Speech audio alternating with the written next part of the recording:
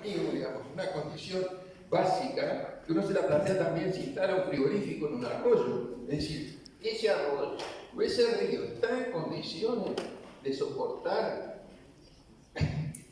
primero el consumo de agua y después la descarga de fuentes de una instalación industrial de desalinización. O sea, la descarga de los efluentes. El río Negro está en condiciones de soportar la descarga de los efluentes de esta planta de celulosa.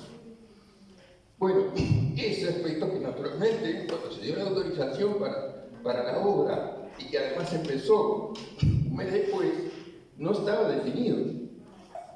Fíjense que además, ya anticipándose a la problemática, en el contrato ROU-PM se había incluido una cláusula que no estaba en los contratos de las plantas de celulosa anteriores, que es que Uruguay se comprometía a suministrarle a esta planta un flujo de agua, un flujo de, inicialmente decía 35 metros cúbicos por segundo. Claro, porque ¿qué pasa? El río Negro tiene un caudal que por otra parte además ya es 10 veces menor que el del río Uruguay.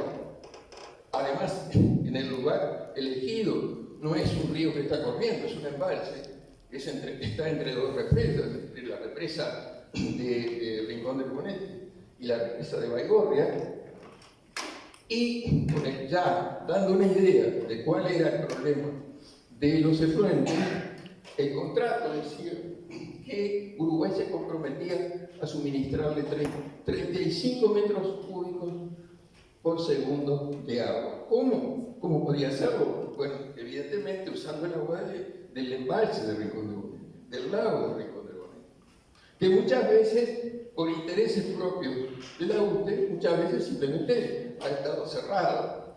O sea, cuando UTE quiere conservar agua para tener capacidad de generación de energía en otro momento, cuando hay un consumo ya satisfecho, y entonces prefiere reservarse para producir en otro momento que haga falta, se cerraba la represa.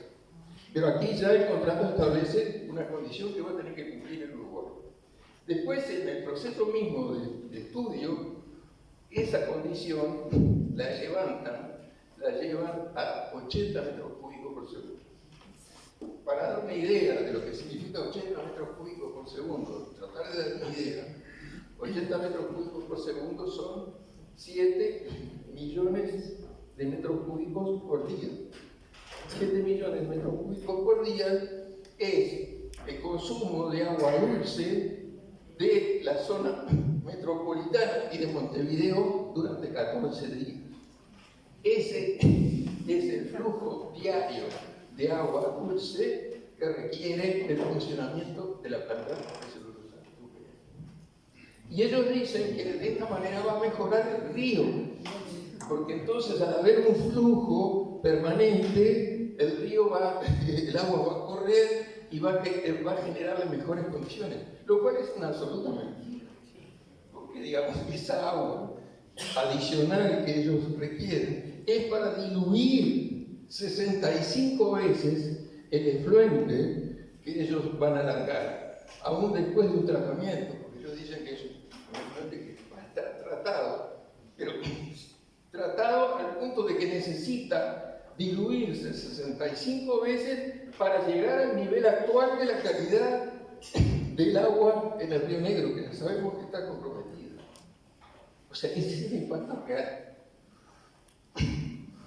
Pero este proceso, en la evaluación de impacto ambiental, llegó, digamos, a un nivel que se puede decir ridículo si no fuera dramático, digamos, si no fuera trágico. Cuando al final ya estaba más de la mitad de la planta construida, todavía no había sido aprobado el sistema de descarga de los efluentes.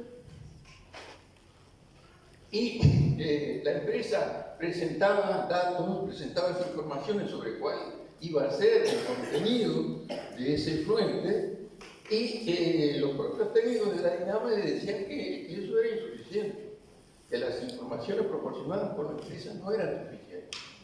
Pero, como se acercaba el plazo ya.